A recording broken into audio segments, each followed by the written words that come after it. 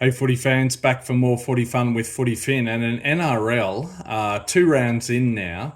I want to give my predictions for the teams that are going to finish in the top five this year, after the regular season at least. Now, I already had this list compiled in my head a couple of weeks ago, so I'm a bit slow to get it out there, but that's life. Anyway, so who's going to finish in the top five? Now, in no particular order, this list is, but I'm going to start obvious choice, the Melbourne Storm.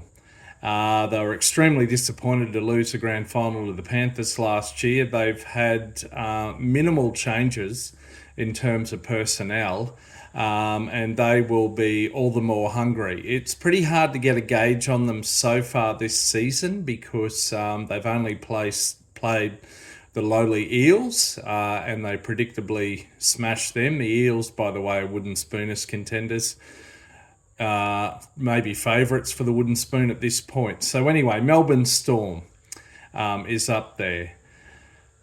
The Broncos, the Brisbane Broncos. Now, everyone got really excited after the Broncos thrashed the Roosters in round one, but they were brought back down to earth. A big reality check in Canberra where the Raiders beat them.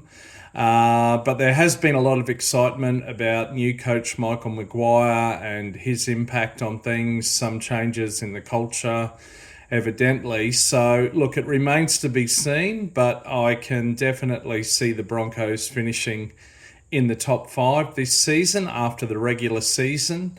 Let's see how they go in the coming weeks and beyond. And as always, their halves combo of Hunt and Reynolds are not young men, and so can they stay relatively injury-free? That remains to be seen. Ezra Mam comes back, of course, after 8 or 9 rounds. But yeah, the Storm and the Broncos. Now, beyond that, who else do we have? We've got the Sharks. I've got the Sharks finishing in top five. They were very good throughout the last season and the last couple of seasons. They have kind of finished in disappointing fashion in the last couple of final series, so that's something they need to work on. But at least for this season, while they still have young 5'8" Daniel Atkinson before he leaves for the Dragons next year, and they've got others. They've picked up Aden Fanua-Blake from the Warriors, have they not? So yeah, I see the Sharks finishing top five this season under coach Craig Fitzgibbon.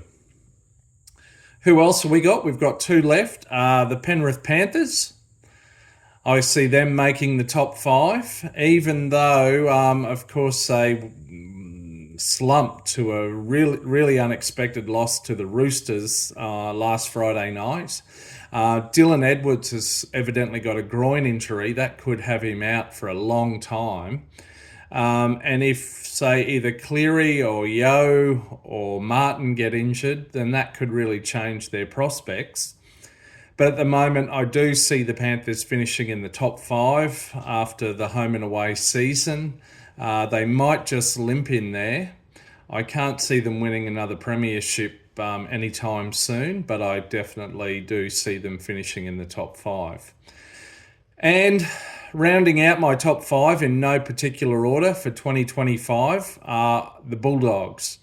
Now, the Bulldogs have been quietly going about their business under Cameron Ciraldo, recruiting, building up a roster and a culture. They've brought over a few players from the Panthers and other teams such as Tupanua over from the Roosters in this off-season.